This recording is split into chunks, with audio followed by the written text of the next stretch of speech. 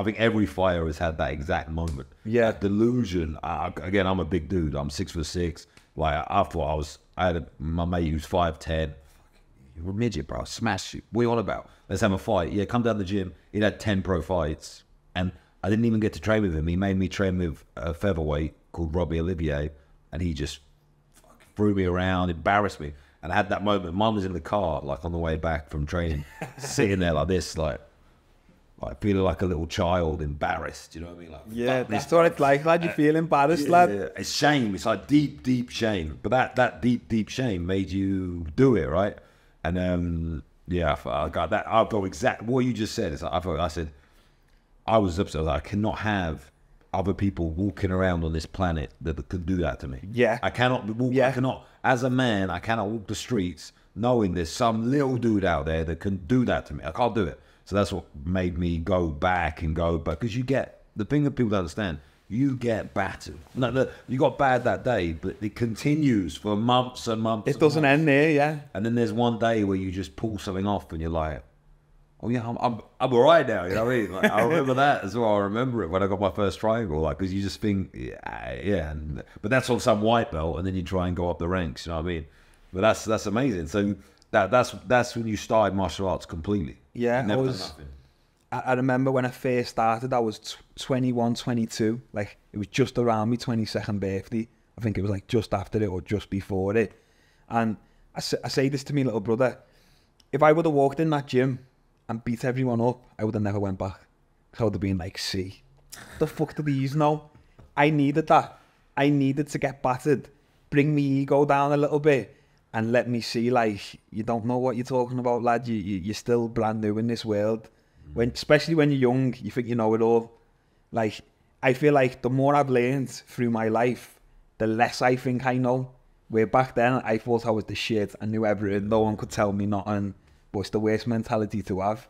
And I feel like going through jiu-jitsu for so many years really changed me as a person.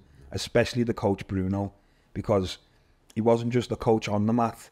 He was like almost like a dad off the mat to me. Like, he had like a military style of training. After your sparring, stop breathing heavy, fix your face, stand up, tie your gi, show you're not tired.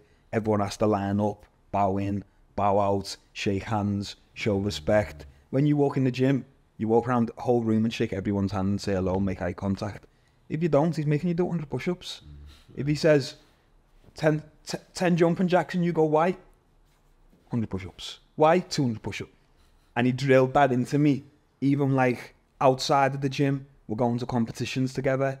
Tuck your shirt in, fix your pants, tie your gi on your belt properly, like all of that type of stuff. I throw litter on the floor, 100 push-ups. I'm like, what? We're not in the gym, lad. 200 push-ups. If you don't listen to him, lad, he just kick you out. Yeah. But I needed that to become a man, because I was still in that kind of juvenile, fuck the system, fuck everyone, everyone's against me. Being on them mats every single day not only changed my life, but changed how I looked at myself. When I first was in that room, I still had that mentality like I was in Liverpool of, I walked down the street in a trackie with my hood up and a ballie on, with just my eyes showing. Of course you're going to see someone like that and cross over the road and go, I don't want to know him. I used to see kids that I went to school with and go, oh look, there's they see me and go, oh fuck, there's Shem there. Because I was a bad egg lad, do you know what I mean? He didn't want to know me. Now when I've come to that training room, that's how I think people view me. But no one viewed me like that in the training room. They thought, wow, who's this guy from England? People were coming up to me and shaking my hand. Nice to meet you, what's your name? I was on the mat with politicians, mothers, daughters, uncles, aunties, big businessmen, restaurant owners, and they're all coming up to me every day and being dead nice to me. And lad, it threw me off. Because I'm like, wow, no one ever treats me like this where I'm from. People don't really want to know me, and if they do, it's only the lads. Yeah. It's only the boys who are like me. And it kind of made me grow up a little bit and realise, like, that's not the person you are. That's just because of what the bad things you were doing. Because I wasn't a bad kid. I wasn't a bad person. I didn't want to do bad to people. I just kind of done the wrong things. I took the wrong path. Because I didn't know nothing else. School weren't for me. I didn't want to work in McDonald's or get a 9 to 5. I just couldn't have done it, lad. There was no way. And I think this gave me what I needed, jiu-jitsu. Well, you said it great, like it's actually literally what I say at the beginning of every one of these podcasts, not here but back at home, and the whole intro to it is I say through fighting, when I started fighting, I was useless, and the more I learned, I felt like the less I knew. Yeah. And that's how now coming out of the fighting world and going into the business world, or whatever you want to call it, or the real world, I feel exactly the same. The more I learn about life, the less I know because it's so vast. That's literally could have just, your stories, it like touched me in a way because I'm like, that's me. Everything you're saying is similar. And I come from good family, nice background, wasn't doing anything like illegal or anything like that. But I still felt lost. So I think there's a Paul Smith yesterday, I don't know if you were there at the fight, that he gave a little speech after the fight. He got knocked out and fighting goes away, but he gave a little speech about supporting local communities.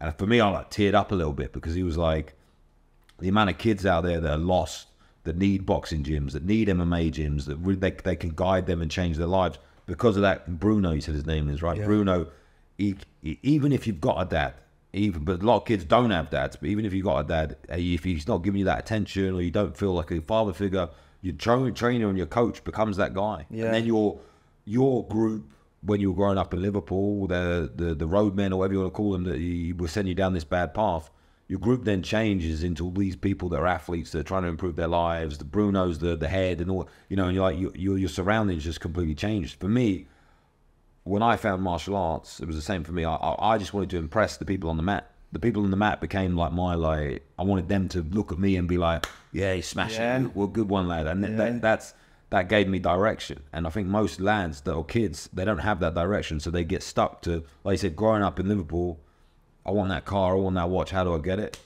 Sell this and you make some money, and okay, I'm going to do that because everyone else is doing it. So it's like takes them out of that environment and puts them in, it's a fucking brutal environment. Fighting is jiu-jitsu, brutal, killing each other every day, pushing, but you get this bond that like really pushes you. And like, I feel when Smith said that, and he said, support your local community, kids need it. They need these boxing gyms, they need these MMA gyms. And I think like you're a testament to that. I'm a testament to that. And I was working in marketing in London, had a good job, making good money. My life was fine. But I was happy. I was not happy. I had no direction. And then when I stepped on the mats, you said like you're with politicians, with businessmen. For me, it was the other way. I felt, because I didn't go to university, like I was like, all my mates went to uni. I was not going to uni. I felt like a bit of a loser. So I went to this mat, and then he'd have a lawyer or whatever, I'd be like, fuck this guy. And then I'd be like, are the mats the equalizer? Yeah. You know what I mean? I don't care if you're a lawyer outside. I don't care if you're a politician outside. How much time have you spent on these mats? That's what it became to me. And that's how, like, I then had my group that would push me. And I'd be like, oh, who's this guy? All right, okay, yeah. Oh, he's some millionaire construction dude. Sweet. Does he know this? You know what I mean? And he made me feel important. It gave me a sense of importance and a sense of purpose. And that's what made me push through it. So hearing your side of it is like I said, there's so many mirrors for me. I think a lot of people have got that, but yeah, it's inspiring, I think, for the guys.